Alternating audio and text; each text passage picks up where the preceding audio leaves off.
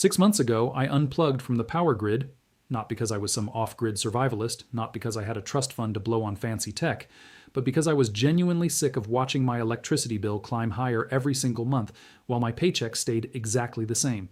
And what happened next surprised even me. For exactly 183 days, my electricity bill was zero. Not reduced, not discounted, zero. And I did it in a normal house, in a normal neighborhood, without going broke doing it. Stay with me, because by the end of this video, you're going to see exactly how I pulled it off, step by step. Now, before I get into the details, I want to be upfront with you. This is not a sponsored video. Nobody paid me to say any of this. Everything I'm about to share is based on my own experience, my own mistakes, and my own results. I'm not going to throw fake numbers at you or pretend I had some magic solution that fell from the sky. This was a real experiment with real costs, real frustrations, and real savings.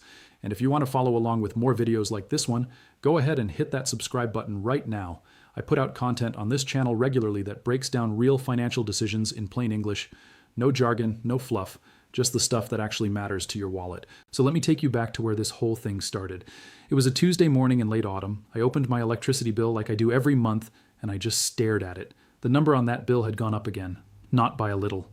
By enough that I actually said something out loud that I probably shouldn't repeat here.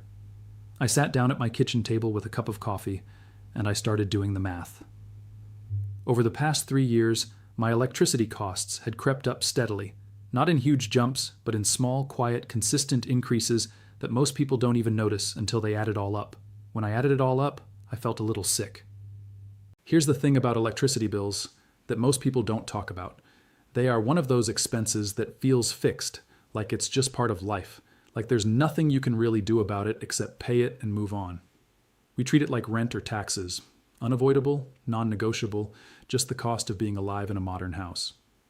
But that Tuesday morning, sitting at my kitchen table, I started asking a question I had never seriously asked before. What if I actually tried to get this number to zero? Now, I want to be clear about something right away. I am not an engineer. I am not a solar panel expert. I did not go back to school for this. I'm just a regular person who got frustrated enough to actually do the research, make a plan, and follow through on it. And what I found when I started digging was genuinely surprising, because the path to zero wasn't one big dramatic move. It was a combination of smaller decisions, stacked on top of each other, that together added up to something significant. The first thing I did was audit my home, and I mean really audit it, not just glancing around and saying, well, I already turn the lights off when I leave a room. I mean sitting down and listing every single thing in my house that used electricity, how often it ran, and roughly how much power it consumed. This process alone was eye-opening. There were things running in my house that I had completely forgotten about. Old appliances in the garage that hadn't been properly switched off in years, a second refrigerator that was more than a decade old, running constantly, keeping things cold that I could have easily stored elsewhere. A cable box that, according to my research, was drawing power 24 hours a day, even when nobody was watching TV. What I discovered during that audit was that a significant portion of my electricity bill was being driven by what people in the energy world call phantom loads or standby power. These are devices that consume electricity even when you think they're off. Televisions, gaming consoles, phone chargers left plugged in, microwaves with digital clocks, routers, printers. The list goes on. Individually, each one draws a small amount of power. But collectively, across an entire home, running all day every day, they add up to a number that is genuinely hard to ignore once you see it clearly. So that became my first target. Before I spent a single dollar on any new technology, before I looked at solar panels or battery storage or anything like that, I focused on elimination. I went through my home and I cut every phantom load I could find. Smart power strips went in, devices that didn't need to be on around the clock got unplugged or put on timers, the old garage refrigerator got switched off and defrosted, the cable box got replaced with a streaming stick that used a fraction of the power.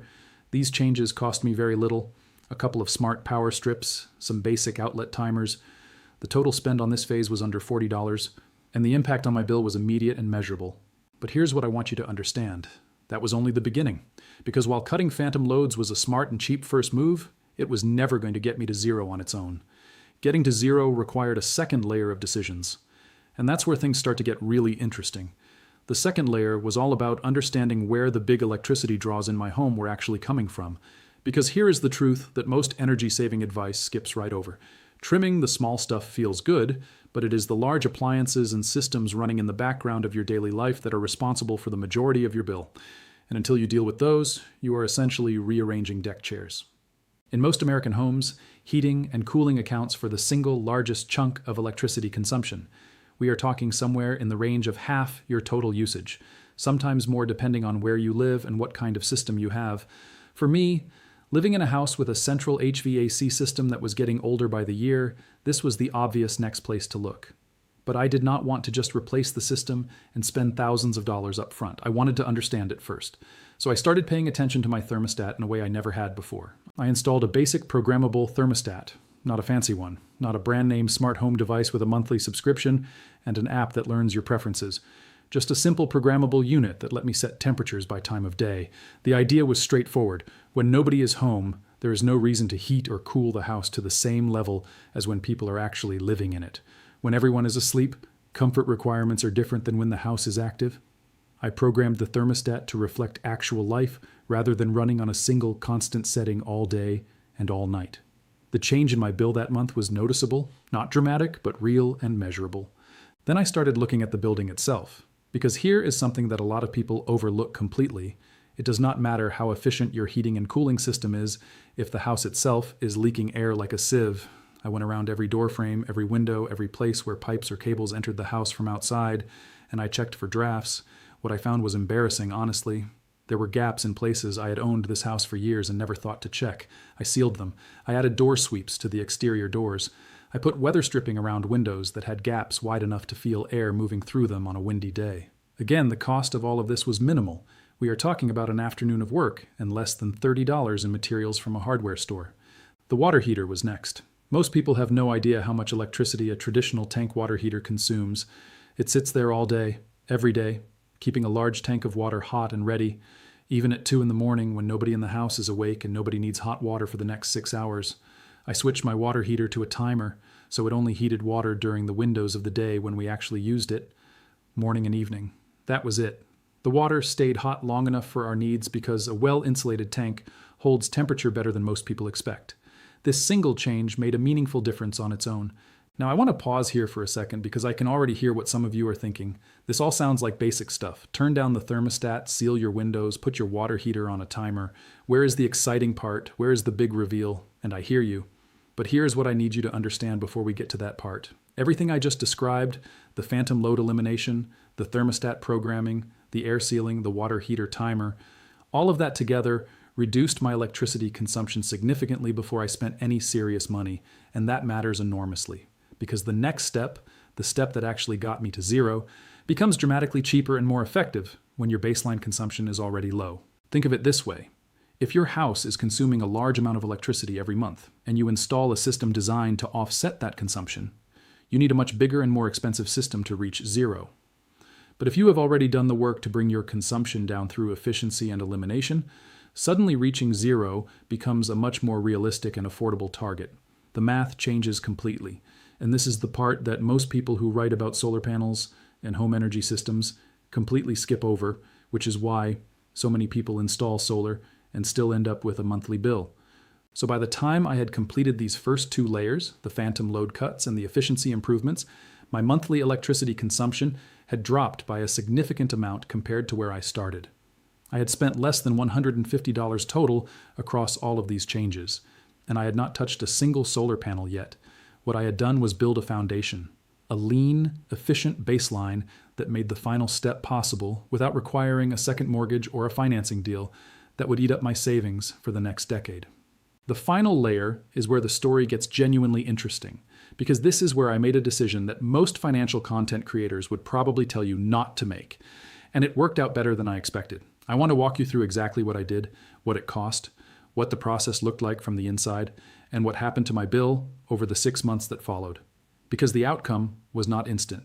It did not happen overnight. There were moments where I genuinely wondered if I had made a mistake, and there were moments where I looked at my account and felt something I can only describe as quiet disbelief. But before I get into that final layer, I want to make sure you understand one more thing about the setup phase that I think is critically underappreciated. When I finished the efficiency work and looked at my consumption numbers, what I saw was not just a lower bill. What I saw was a cleaner picture of my actual energy needs. All the waste had been stripped away. What remained was the real number, the honest, irreducible amount of electricity that my household genuinely needed to function comfortably. And building a solution around that real number, rather than the inflated number I started with, is what made everything that came next actually work. So here is where everything came together. After weeks of auditing, adjusting, sealing, and optimizing, I had brought my electricity consumption down to a number that finally felt manageable. And now I had a real decision to make. The final layer, the one that would take my bill from reduced to zero, was solar. But not in the way most people think about it. When most people hear the word solar, they picture a massive installation on the roof, a crew of workers spending days drilling and wiring, and a financing agreement that locks you in for 20 or 25 years. And for a lot of households, that is exactly the right move. But for my situation, with my consumption already significantly reduced, I did not need a massive system. I needed a modest one, sized correctly for my actual needs, not for the inflated consumption I started with. And that distinction made all the difference in the world when it came to cost. I went with a small rooftop solar setup. I got multiple quotes. I asked questions that most installation companies are not used to being asked, like what the realistic production numbers looked like for my specific roof angle and direction, what the warranty terms actually covered in plain language, and whether the system size they were recommending was based on my current optimized consumption or my historical high consumption. That last question caught more than one salesperson off guard. Because the honest answer is that many solar quotes are built around your highest historical usage, which results in a larger system, which results in a higher sale for the installer. By coming in with my optimized consumption numbers, I was able to push back on oversized proposals and find an installer willing to right-size the system for where I actually was. The installation itself took one day.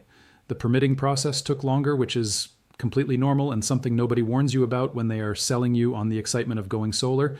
There was a period of several weeks between signing the contract and actually having a working system on my roof. During that window, I kept running my efficiency measures and watched my bill continue to come in lower than it used to be, even without the solar production yet. That waiting period, frustrating as it felt at the time, ended up being a useful reminder that the foundation I had built actually mattered on its own terms. The day the system went live was genuinely one of the more satisfying moments I have experienced in a long time. I know that sounds like a strange thing to say about a home energy system, but when you have spent weeks doing unglamorous work, crawling around checking for drafts, unplugging things, reprogramming a thermostat, calling installers, reading through permit paperwork, and then you watch your meter start spinning in the other direction for the first time something clicks. The effort becomes real. The decision feels validated. Over the first month, my bill came in at a number so small it barely registered. Over the second month, it was even lower. By the third month and continuing through month 6, it was 0. And in several of those months, thanks to net metering, which is a program that allows you to send excess solar electricity back to the grid in exchange for credits, I actually built up a small positive balance with my utility provider, not enough to retire on, but enough to feel like the equation had genuinely flipped. Now, I want to be honest with you about the total cost of everything I did, because I think transparency matters here, and I am not interested in making this sound easier or cheaper than it actually was. The efficiency work, the power strips, the timers, the weather stripping, the thermostat, the water heater adjustments came to under $150, as I mentioned earlier. The solar installation was the significant expense. After applicable federal tax credits, which in the United States currently allow you to deduct a meaningful percentage of your solar installation cost from your federal taxes, my out-of-pocket cost came down to a number that, when divided across the months of 0 electricity bills ahead of me, represents a reasonable long-term investment. I am not going to give you a specific dollar figure here because installation costs vary enormously depending on where you live, the size of your roof, your local permitting fees, and the specific installer you use. What I will tell you is that the math worked for me, and I went into it with eyes open rather than trusting a salesperson's rosy projection. There are a few things I wish someone had told me before I started this whole process. First, the order matters. Do the efficiency work before you size any generation system. This is the single most important piece of advice I can give you, and almost nobody leads with it. Second, net metering policies vary by state and utility provider, and they are worth researching carefully before you commit to anything, because they significantly affect how the economics play out over time. Third, the permitting process is slow, and that is okay. Do not let it discourage you. It is a normal part of the process, and it does not mean something is going wrong. Fourth, the unsexy stuff. The weather stripping, the phantom loads, the thermostat programming. Those things matter more than people give them credit for. They are the foundation without which the exciting stuff becomes far more expensive and far less effective. 6 months of 0 electricity bills taught me something that goes beyond the money, though the money is genuinely meaningful. It taught me that a lot of the expenses we treat as fixed and unavoidable are actually more flexible than we believe. We accept them because we have always accepted them, because questioning them feels like too much work, because the path to changing them is not obvious and nobody lays it out clearly. But when you actually sit down, do the audit, understand where the money is going, and make a series of deliberate decisions in the right order, things that seemed immovable start to move. That is what this channel is about. Not get-rich schemes, not overnight transformations, just real decisions, broken down clearly with honest results. If this video gave you something useful, a single idea you had not considered, a question worth asking, a step worth taking, then it did its job. And if you want to keep getting content like this, please share this video with someone who you think needs to hear it. Send it to a friend who complains about their electricity bill every month. Post it somewhere it might reach someone who is sitting at their kitchen table right now staring at a number that makes them feel stuck. Because that person exists, and this information might be exactly what changes their next decision. Drop a comment below and tell me what your biggest electricity expense is right now. I read every single one, and your answer might shape the next video on this channel. The subscribe button is right there, and if you have made it this far, I think you already know this is the kind of content worth sticking around for.